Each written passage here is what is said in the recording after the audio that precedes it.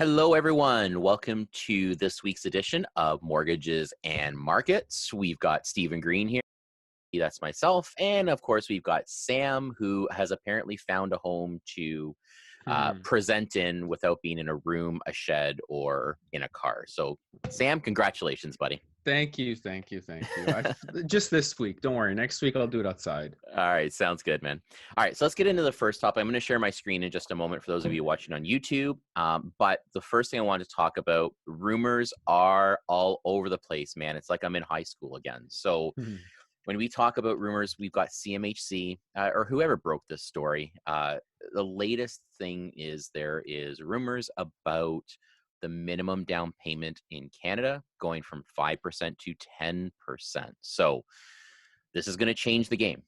If it happens, not sure if it will or not, but I'm not convinced. And again, I haven't seen the research. Maybe I'm completely wrong. It's happened once before, but I have not seen the research that increasing it to 10% will necessarily solve our problems, because I think most of those 5% people are our young first-time home buyers, probably for the most part. If they're well qualified, they have good jobs, getting into the market, realizing the Canadian dream.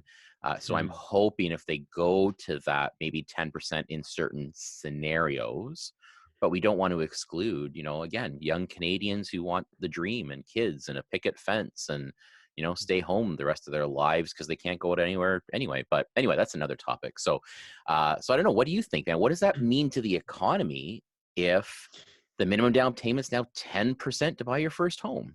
Yeah, it seems like every week we get on this call and it's like one more thing's coming out, right? So I guess I'm not necessarily surprised to hear the news, but I am a little concerned. I mean, I hope that if they implement it, they put certain stipulations in there. Like you said, there's first-time buyers, there's newcomers to Canada. There are people that legitimately have been able to use the 5% program, and rightfully so, right? Yep.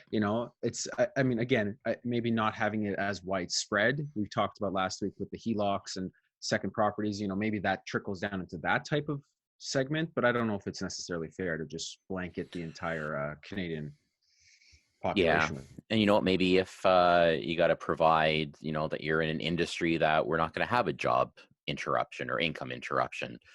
Maybe, I don't know, the down payment has to be your funds only. Maybe we eliminate a gifted down payment instead. I fear, listen, I got 2 kids, Sam. I want to get rid of them at some point, man. Okay. So 5%, 0%. I think they're going to have pretty good jobs. I want them the heck out of my house sometime soon. So that worries me a little bit, that someone legitimately may have their 5% down and they can't get out, and Same. they can't get their house. So that will slow things down a little bit, and that's Yeah. not a good thing.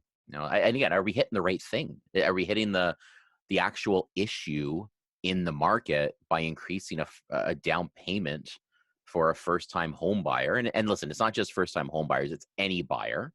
So maybe do Right. we restrict repeat buyers from going 5%? Which I think I can buy into that. It makes a little bit of Yeah. sense, a little bit more sense at least. But we haven't seen that a lot, I'll be honest. And I haven't done something like that where someone's gone from, has one mortgage at 5% and then they go into a resale home for another 5% because property values have skyrocketed. So 9.9 times out of 10, they're selling for a lot more because the property values have gone up so much. They always have 10, 15, 20% down for their next purchase. So we don't see that often on repeat buyers, but maybe that's where the restriction is. Start slow. We don't need to shock the system and get rid of everybody, right? So, okay, so I want to share my screen because we've got an incredible article that came out from RBC Economics. So people watching on YouTube can definitely see this. If you're not watching on YouTube, well, you know what? You should be, because it's a great show, and Sam looks good today with his collared shirt. So RBC came out with 8 items that COVID is going to transform not only the economy, but our world. I mean, this is talking about disrupting every business and everybody, period. So, I think COVID it's brought up this world of, and I want to be careful how I say this, but it is a world of paranoia. Okay. So watching CNN this morning purely for entertainment value, there's now another disease that are hitting children and they're talking about what happens after you get COVID and you're a kid or you're a teenager and you got to go to school. Now, how do we restrict? Good luck telling a bunch of teenagers going to college you can't touch each other. Good luck. So, COVID has really changed how everybody does everything. So, if we're looking at this article here, 8 points, and we're going to talk about each point very briefly. So, the first point they talk about is how we work. Okay. So, Sam, did you hear? You're up in Waterloo. Did you hear Spotify just recently this week? They said, Shopify. yeah, Shopify, permanent employees are working from home. Permanent. They ain't going Yeah. back to the office. So how we work now has completely changed, right? What do you think about this? Yeah, I mean, I've stayed in touch with quite a few Shopify clients just by proximity. You know, I do run into them from time to time, and it seems as though they were one of the first companies in the area to actually go virtual. Like before the whole system-wide lockdown, they were already working from home because their platform allows for it, and their technology, their infrastructure, and all that. But I mean, it's not extremely surprising that they've pushed it out. I think indefinitely. What is it, 2021? Because originally they had told me just through, we expect it's possible this could take a while, maybe end of year. I think I read something this morning on Facebook saying that they want to move about 50% of their staff now out of Silicon Valley over the next few years. And they want to make more rural, more, work at home policies so that they can attract more talent and to minimize these types of issues. I had this conversation with a client who's a teacher, and so I'm early 40s. I'm not mid 40s yet.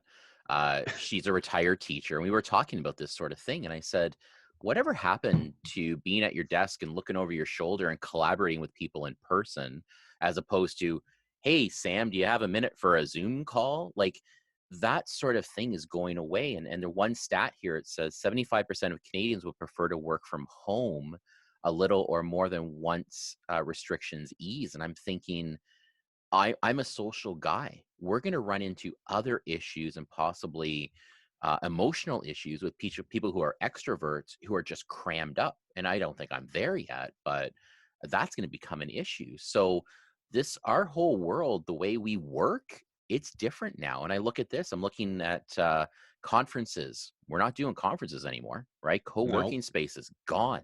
Remember when commercial real estate was really great to buy? I wouldn't buy that now, and only because everyone's pulling out of leases and no one's going to be working from an office anymore, right? Well, that's exactly it. What's going to happen to all those square feet of office space, right? Who's Yep. going to be filling them up? Sam, we're going to have the first generation of kids who could potentially, and I'm talking about paranoia, right or wrong. What if you're a parent that doesn't want to send your kid to school in September? We are going to have the first generation of probably homeschooled kids Yeah, who of like never, widespread homeschooled kids. Yeah, yeah, and never don't have, and I don't want to say this disrespectfully, but they may not have social skills. yeah, As it is now, maybe. my daughter and son, they could text a conversation better than they can have a conversation, right? So, how we shop. So, point number 2, how we shop. Buddy, I've got Amazon here 3 times a day right now, and I'm trying to get out to my local businesses as much as I can.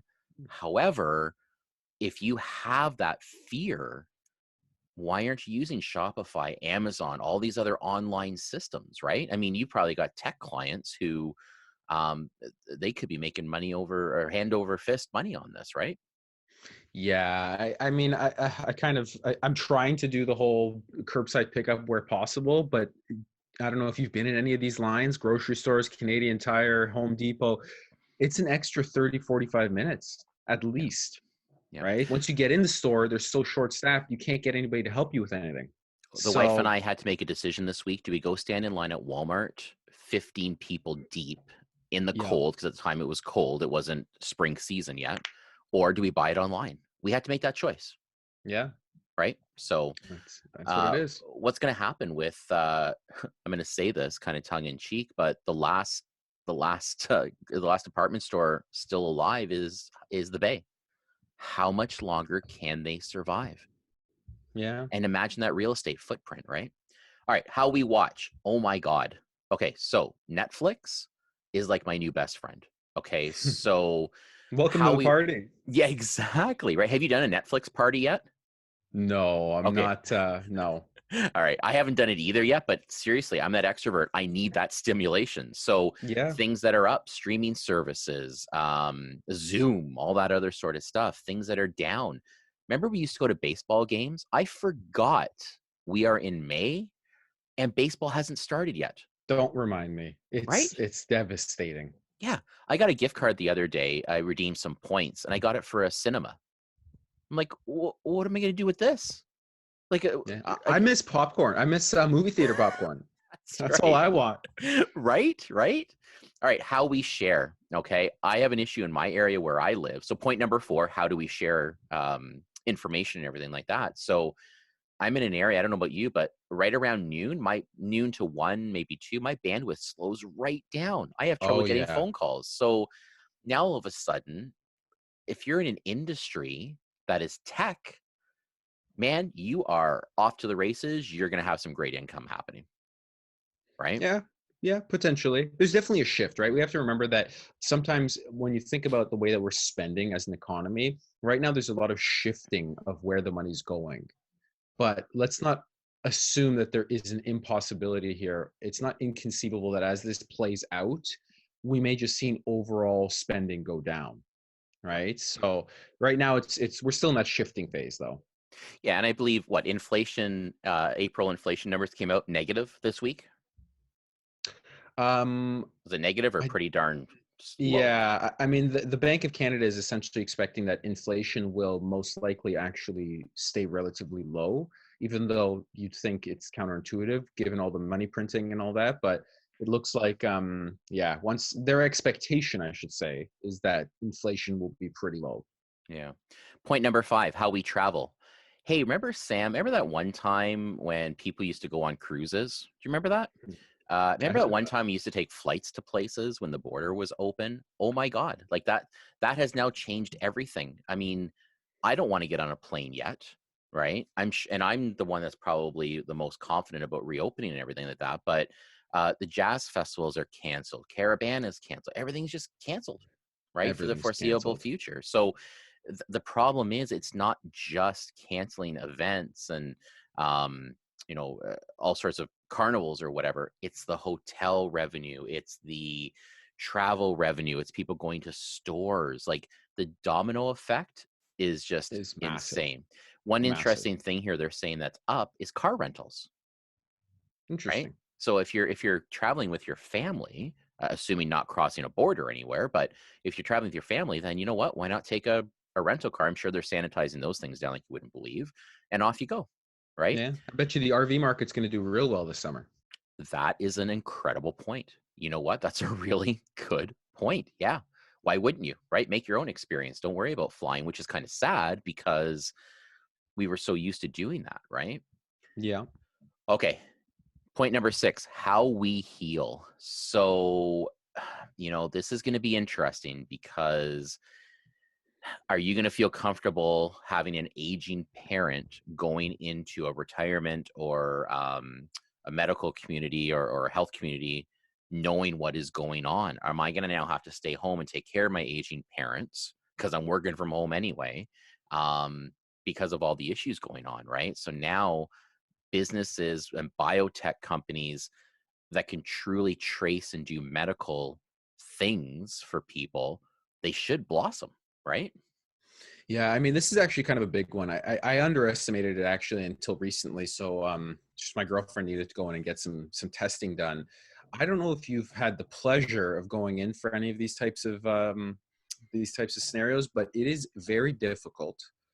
It is everything is pushed back because the supply chain is just grinded. I fear a little bit for the medical community, for the people that need to lean on it. This is not a good time to get even just a regular cold, Yep, absolutely. right? Because everyone thinks you've got COVID, Exactly. right? And meanwhile, I've got the Exactly. sniffles and it legitimately is a cold because I haven't left the house in like 2, 3 months anyway. So it can't be anything else, right? Right. Smart living technologies, right? Like, I mean, listen, if you're a tech company, you better be out there making some health stuff that people don't have to leave their house for. How Yeah. we learn. Oh my goodness. Kyle, my son's on the way to university this fall.